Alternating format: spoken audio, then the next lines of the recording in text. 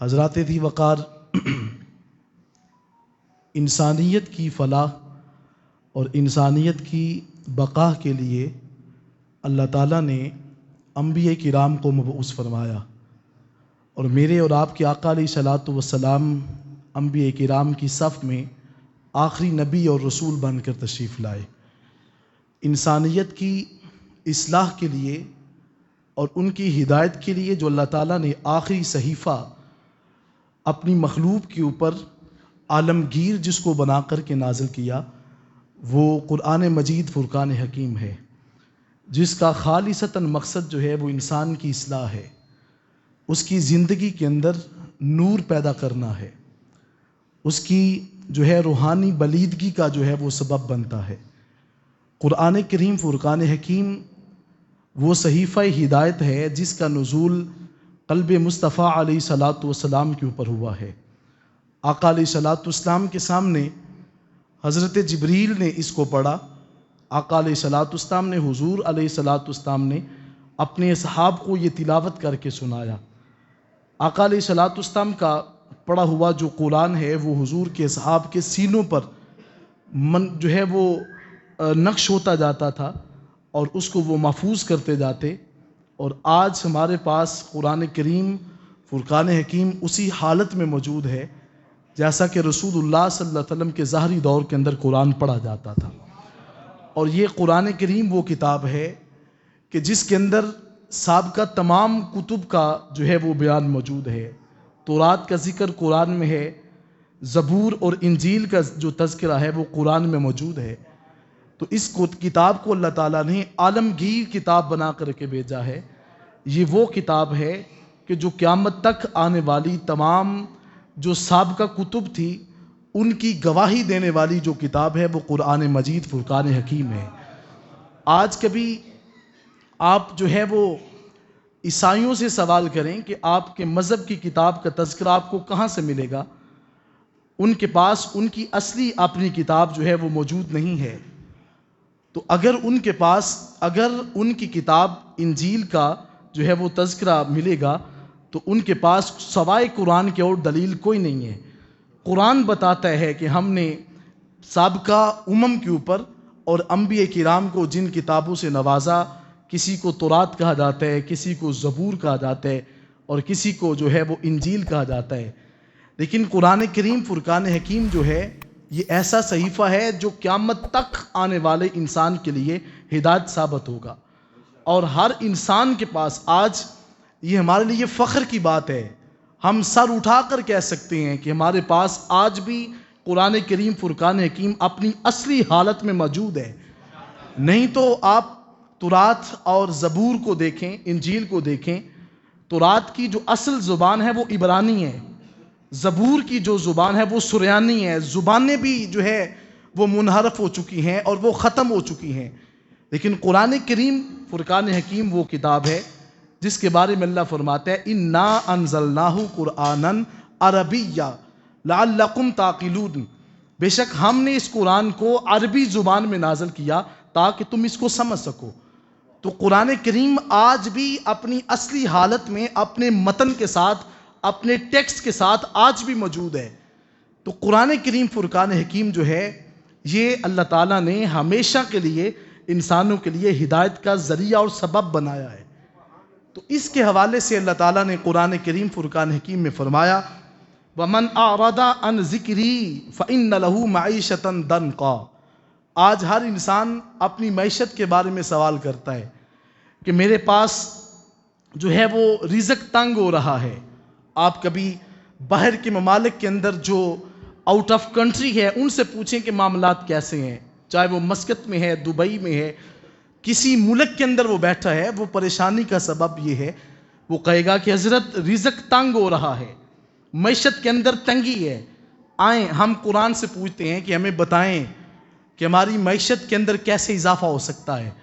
ہمارے حکمران غیر کے سامنے جا کر کے ہاتھ پھیلائے بیٹھے ہیں کہ ہمیں کبھی IMF سے مل جائے، کبھی کسی سے ٹکڑے مل جائیں، لیکن قرآن بتاتا ہے کہ کون سا طریقہ ہے کہ تمہیں IMF کے سامنے جو ہے وہ ہاتھ پھیلانے کی ضرورت نہیں پڑے گی، تمہارا سیدھا ہاتھ جائے گا تو گنبد خضرا کی مکی کی بارگاہ میں جائے گا۔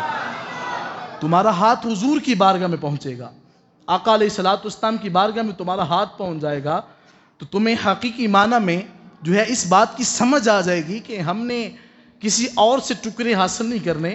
حضور قبلہ عالم نے کئی دیر پہلے یہ بتا دیا تھا اور آپ نے لکھا تھا کہ تیرے ٹکڑے پسند مینوں غیراں دے مال و زر نالوں، تیرے ٹکڑے پسند مینوں غیراں دے مال و زر نالوں، آقا مینوں آکھی تو میرا ہے ایدوں ود مال و زر کیڑا۔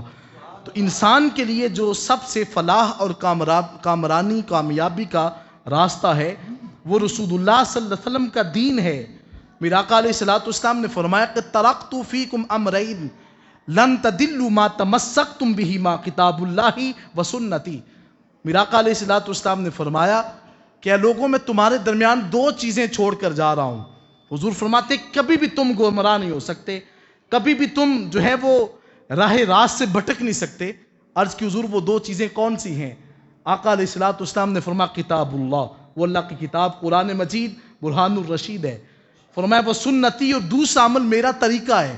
حضور علیہ الصلوۃ والسلام نے فرمایا جو میں نے تمہیں دیا اس سے مراد حضور کی احادیث مبارکہ ہے، تو فرمایا کہ جو ان پر عمل کرے گا، میرا آقا علیہ الصلوۃ والسلام نے فرمایا زندگی میں وہ کبھی گمراہ نہیں ہو سکتا۔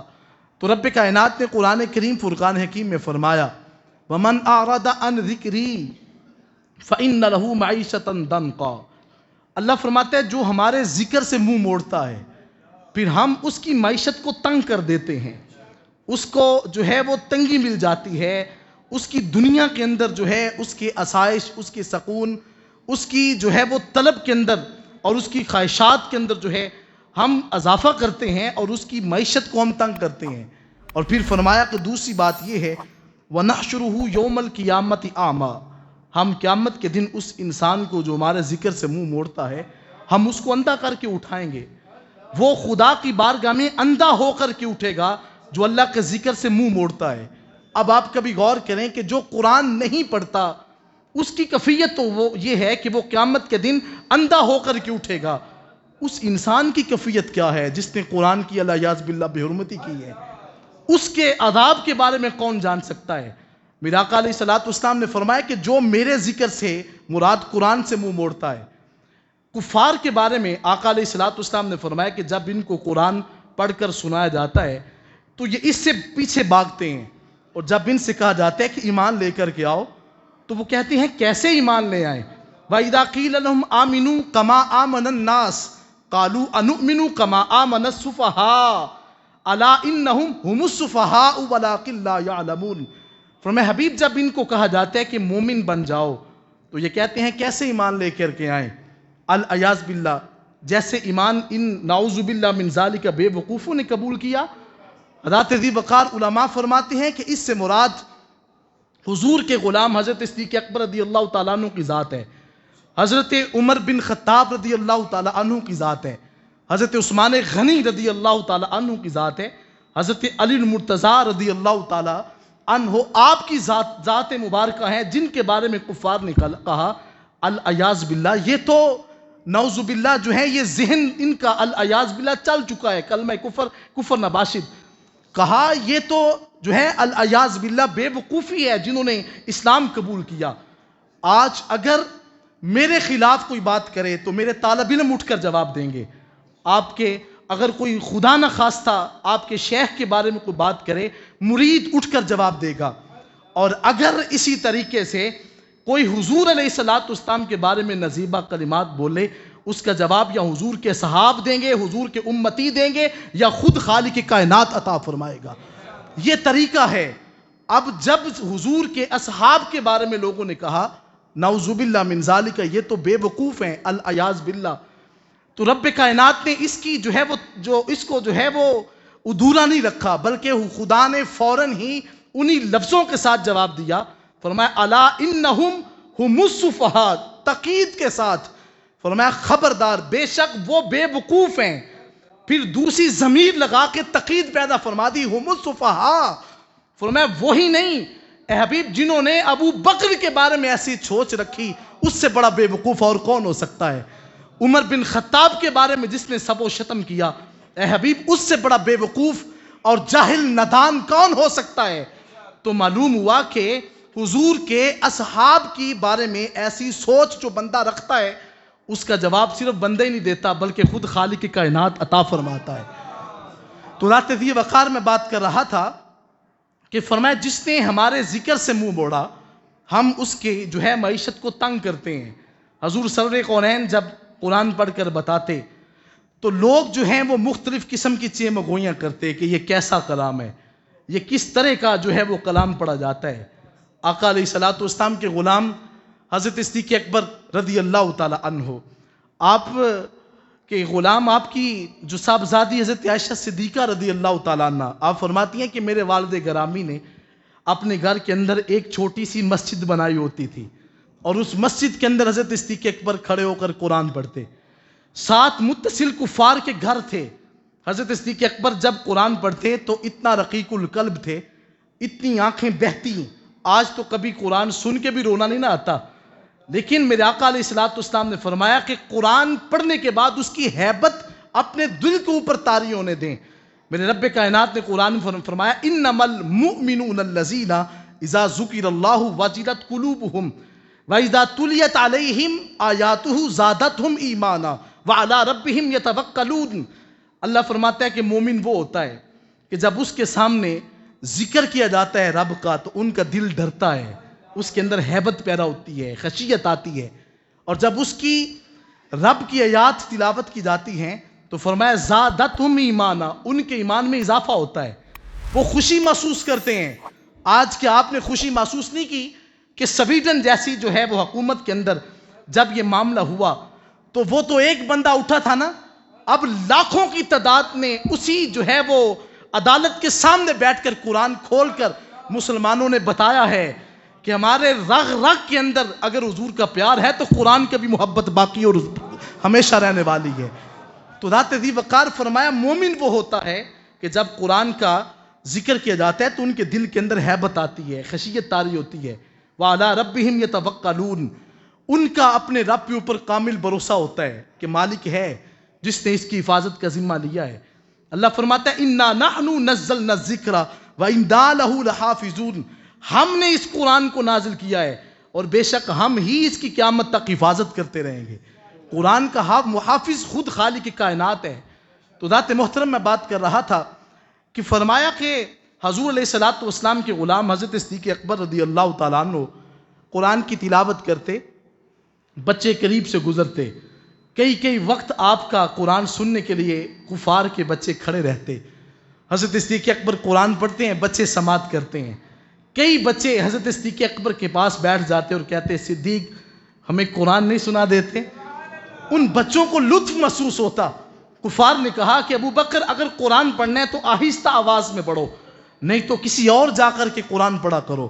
ایک شخص حضرت صدیق اکبر نے جو ہے وہ مکہ چھوڑنے کا ارادہ کیا، ایک شخص برق الغمات کے موقع پہ جو ہے وہ جگہ پہ آپ سے ملاقات ہوتی ہے، کہا ابو بکر کہاں جانے کا ارادہ ہے؟ کہا قرآن سننے کا ان کے پاس وقت نہیں ہے، میرا جی چاہتا ہے کہ میں جی بھر کے اپنے رب کے قرآن کی تلاوت کروں۔ حضرت صدیق اکبر رضی اللہ تعالیٰ عنہ دور دراز کے علاقے میں جاتے ہیں، بندے نے کہا میں آپ کا امین ہوں، میں آپ کو دوبارہ مکہ میں لے کر کے جاؤں گا، آپ وہاں پہ قرآن پڑھیں۔ حضرت صدیق اکبر پھر قرآن پڑھتے ہیں، بچے جمع ہو جاتے ہیں۔ جب بچوں نے پھر قرآن سنا تو اس بندے نے آ کے کہا کہ اے ابو بکر میں نے تیری حفاظت کا ذمہ لیا تھا، لیکن کیا تو قرآن کو آہستہ نہیں پڑھ سکتا؟ فرمایا میں تیری حفاظت میں نہیں ہوں، میں اللہ اور اس کے رسول کی حفاظت میں ہوں۔ فرمایا تیری نگہبانی تجھے مبارک ہو۔ فرمایا کہ ابو بکر کی جو ہے وہ لب سے قرآن آہستہ نہیں نکل سکتا، اس لیے قرآن زبان سے نہیں نکلتا، میری روح سے جو ہے وہ رب کا کلام ظاہر ہوتا ہوا نظر آتا ہے۔ تو ذات ذی وقار میں بات کر رہا تھا کہ رب کائنات نے فرمایا کہ جو میرے ذکر سے منہ موڑتا ہے، قرآن سے انحراف کرتا ہے، اللہ فرماتا ہے پھر ہم اس کو قیامت کے دن اندھا کر کے اٹھائیں گے، اور وہ بندہ رب کی بارگاہ میں عرض کرے گا قال ربی لما حشرتنی اعما، اے مالک تو نے مجھے اندھا کیوں کر دیا؟ وقد کنت بصیرا، میری تو آنکھیں تھیں، میں تو دنیا میں دیکھا کرتا تھا۔ آقا علیہ الصلوۃ والسلام نے فرمایا کہ کافر جس کے سامنے قرآن پڑھا جاتا تھا، جو قرآن کو نہیں مانتا تھا، امام ترمذی اس کو فضائل القرآن کے اندر اس کو نقل فرماتے ہیں میرا آقا علیہ السلام نے فرمایا کہ قبر کے اندر جب کافر کو رکھا جائے گا، میرا آقا علیہ السلام نے فرمایا کہ یہ جو معیشت دنک ہے، اس سے مراد یہ ہے کہ اس کافر کے ناک کے اندر 7 پھنوں والا جو ہے وہ سانپ، 7 جس کے پھن ہوتے ہیں، 7 اس کے منہ ہوں گے۔ میرا آقا علیہ السلام نے فرمایا کہ اس انسان کی ناک کے اندر اس کو دنسایا جائے گا۔ آج کریں قرآن کی بے حرمتی العیاذ باللہ، قبر کے اندر جو ہے دیکھا جائے گا کہ معاملہ کیا ہے۔ وہ کہا کرتے ہیں نا کہ حشر کو ہوگا یہ معلوم کہ جیتا کون اور ہارا کون، یہ معلوم ہوگا قبر کے اندر پتہ چلے گا کہ مدینے والے آقا علیہ السلام کے ساتھ وفاداری کرنے والوں کا مقام کتنا رفع و اعلیٰ ہوتا ہے۔ جنہوں نے حضور علیہ السلام کے ساتھ وفا کی ہے، ان کا مقام کتنا اونچا ہے۔ حضرت سیدنا صدیق اکبر رضی اللہ تعالی عنہ آپ فرماتے ہیں کہ کریم آقا علیہ تحیۃ و ثنا، آپ کی بارگاہ میں بنو قلب کا ایک ایسا شخص کہ جو بڑا خوبصورت تھا اور جس کی شکل کے اندر حضرت جبریل امین بھی تشریف لایا کرتے تھے، آقا علیہ السلام ان کے لیے دعا کرتے، اللہم اہدی دہیۃ القلب، اے اللہ دہیہ قلبی کو ہدایت عطا کر دے۔ دہیہ قلبی جو ہیں آقا علیہ السلام کی دعا کا ثمر ہے۔ حضور علیہ السلام ان کے لیے دعا کرتے ہیں۔ سبب یہ تھا کہ حضرت دہیہ قلبی کی وجہ سے 700 بندے جو ہیں وہ اسلام قبول کرنا چاہتے تھے۔ آقا علیہ السلام نے دعا کر دی، مالک دہیہ قلبی کو ہدایت عطا کر دے۔ آقا علیہ السلام کی زبان پر جب یہ کلمات جاری ہوتے ہیں، حضور سرور کونین علیہ تحیۃ و ثنا، آپ نے عرض کی مالک میرے دہیہ کو ہدایت عطا کر دے۔ اور شام کے وقت دعا ہوتی ہے، صبح کو حضرت جبریل حاضر خدمت ہوئے، عرض کی حضور آج صبح کی نماز کے بعد دہیہ قلبی آپ کے پاس حاضر خدمت ہونے والے ہیں اور وہ اسلام قبول کریں گے۔ آقا علیہ السلام نے حضرت دہیہ قلبی کو آتے ہوئے دیکھا۔ مدینے والے آقا کتنا پروٹوکول دے رہے ہیں۔ حضور اٹھتے ہیں، اپنی کملی کو اٹھا کر جو ہے وہ دہیہ قلبی کے قدموں میں بچھا دیا۔ جب حضرت دہیہ قلبی نے یہ معاملہ دیکھا، آقا علیہ السلام نے اپنی کملی کو دہیہ قلبی کے قدموں کے نیچے بچھایا ہے۔ حضور نے اتنا پروٹوکول جو دیا، حضرت دہیہ قلبی کا ادب دیکھیں، انہوں نے اٹھا کر اپنی آنکھوں سے لگایا۔ عرض کی حضور میں تو کسی اور نیت سے آیا ہوں، آنکھیں بہہ رہی ہیں، آنسو نکل رہے ہیں، حضور کی پیار کی محبت دل سے نظر آ رہی ہے۔ آقا علیہ السلام نے فرمایا آؤ دہیہ قلبی کیسے آنا ہوا؟ عرض کی حضور میں تو کلمہ پڑھنے کے لیے آیا ہوں، میں اسلام میں داخل ہونے کے لیے آیا ہوں۔ کلمہ پڑھا، لا الہ الا اللہ محمد الرسول اللہ صلی اللہ علیہ وسلم، اسلام میں داخل ہو گئے۔ حضور علیہ السلام کی بارگاہ میں دہیہ قلبی پھر روتے ہیں۔ میرا آقا فرماتے ہیں دہیہ آپ کیوں روتے ہو؟ عرض کی حضور بات یہ ہے، میرا اتنا بڑا جرم ہے اور اتنی بڑی میں سزا کا مستحق ہوں، اگر مجھے قتل بھی کر دیا جائے تو حضور مجھے قتل کر دیں، اللہ مجھے معاف تو کر دے۔ میرا آقا فرماتے ہیں اور فرمایا حضور اگر نہیں تو مال دینے کی بات ہے تو میں مال سارے کا سارا دے دیتا ہوں۔ حضور کی بارگاہ میں عرض کرتے ہیں مالک آپ ہمارے مختار ہیں، اپنے رب کی بارگاہ میں عرض کر دیں کہ دہیہ کو معاف کر دے۔ میرا آقا فرماتے ہیں تمہارا جرم کیا ہے؟ عرض کی حضور جرم یہ ہے کہ میں نے اپنی قوم کی 70 بیٹیوں کو ناحق ذبح کیا ہے، ان کو قتل کر کے اور ان کو جو ہے گھڑے کے اندر ان کو زندہ درگور کیا ہے۔ عرض کی حضور میری اپنی بیٹی بھی تھی اور میں ایک کام سے جو ہے وہ گیا اور مہینوں بعد جب واپس پلٹا دیکھا دروازے پہ دستک دی تو میرا دروازہ جو ہے وہ میری بیٹی نے کھولا۔ میں نے پوچھا یہ کہاں سے آئی؟ کہا کہ تم کام سے گئے تھے، واپسی پہ اللہ نے بیٹی سے نوازا۔ اور میں نے کہا کہ بڑی ہیبت میں حضور آتا ہوں اور میں بڑا تیش میں آتا ہوں کہ میں نے اپنی قبیلے کی بیٹیوں کو نہیں چھوڑا، یہ بیٹی کہاں سے آئی؟ کہا اس کو بھی میں زندہ درگور کروں گا۔ کہا وہ بیٹی کو حضور میں لے کر کے چٹیل میدان میں جاتا ہوں، گڑھا کھودا۔ عرض کی حضور میری بیٹی خود مجھے دیکھ رہی تھی اور اس نے مجھے پیار کے لمحوں میں دیکھا، اس نے عرض کی بجان مجھے مت دفن کریں۔ اتنا بڑا بھیانک جرم ہے کہ رب فرماتا ہے وَإِذَا الْمَوْءُودَةُ سُئِلَتْ بِأَيِّ ذَنْبٍ قُتِلَتْ، قیامت کے دن اللہ فرمائے گا اے بیٹی تمہیں کس وجہ سے دفن کیا گیا اور کیا جرم تھا تمہارا؟ یہ وہ معاملہ تھا جس معاملے کے اندر بچیوں سے نفرت کی جاتی تھی۔ آج بھی اپنے معاشرے کا ماحول دیکھیں، کسی کے گھر اگر بیٹی پیدا ہو جائے صف ماتم بچ جاتا ہے، لوگ پریشان ہوتے ہیں۔ کل بھی کی بات ایک بندے نے مجھے کہا حضرت مجھے خدا نے بیٹی دی اور ساتھ والے جو ہے وہ ہاسپٹل کے اندر ہی دوسرے جو ہے وہ گھر والوں کو بھی اللہ نے بیٹی سے نوازا، تو وہ کہتے ہیں اس جو ہے وہ بیٹی کی بہو جس کی تھی، اس کی ساس نے دیکھا بھی نہیں کہ بیٹی پیدا ہوئی ہے، وہ غصے سے ہی وہاں سے چلی گئی کہ دوسری بیٹی کیوں پیدا ہوئی، جبکہ میرے آقا کا فرمان ہے کہ جس گھر کے اندر دوسری بیٹی سانس لیتی ہے، تو میرے آقا نے علیہ السلام نے فرمایا قیامت کے دن جو انسان دنیا میں اس کی کفالت کر کے اس کو صحیح طریقے سے اپنے گھر میں جو منتقل کرتا ہے، میرے آقا علیہ السلام نے فرمایا قیامت کے دن اتنی قرب اس کو میرا نصیب ہوگا جیسے یہ دو انگلیاں آپس میں قریب آ چکی ہیں۔ یہ انسان کو آقا علیہ السلام نے طریقہ بتا دیا زندگی بسر کس طرح کرنی ہے۔ حضرت دہیہ قلبی رضی اللہ تعالیٰ عنہ فرماتے ہیں، میں حضور کی بارگاہ میں واقعہ سناتا ہوں، حضور کی آنکھیں بھی اشک بار ہیں۔ میرے آقا نے فرمایا کہ اے دہیہ اگر ہو سکے تو دوبارہ سنا سکتے ہو۔ عرض کی حضور میں نے پھر حضور کی بارگاہ میں جب یہ بات کی، مدینے والے آقا فرماتے ہیں کہ دہیہ مجھے پھر سناؤ۔ تیسری مرتبہ سننے کے بعد میرے آقا فرماتے ہیں دہیہ تجھے ترس نہ آیا کہ تیری ننھی سی بیٹی عرض کرتی رہی کہ مجھے معاف کر دیا جائے لیکن تیرے دل کے اندر رحم نہ آیا۔ حضور چند لمحوں کے لیے خاموش ہوتے ہیں اور جو ہے وہ حضور علیہ السلام کی بارگاہ میں جبریل امین حاضر خدمت ہوئے، عرض کی حضور آپ پشیمانہ ہو، آج آپ دہیہ آپ کا غلام ہو چکا ہے، آپ اس کو کہہ دیں کہ تجھے پریشان ہونے کی ضرورت نہیں ہے، اللہ نے تیرے 60 سال کے گناہوں کو معاف کر دیا ہے۔ جب تو نے کلمہ پڑھا تو فرمایا کہ خدا نے تیرے اس گناہ کو بھی معاف فرما دیا ہے۔ حضور علیہ السلام نے جب یہ بات سنی تو آقا علیہ السلام جو ہے وہ اپنی نگاہوں کو جھکا دیتے ہیں، اپنے رب کی بارگاہ میں عرض کی مالک تو نے 60 سال کے گناہ دہیہ کے تو معاف کر دیے، مالک میری امت کے بارے میں تیرا جو ہے وہ کیا مقام اور کیا حال ہوگا میری امت کا۔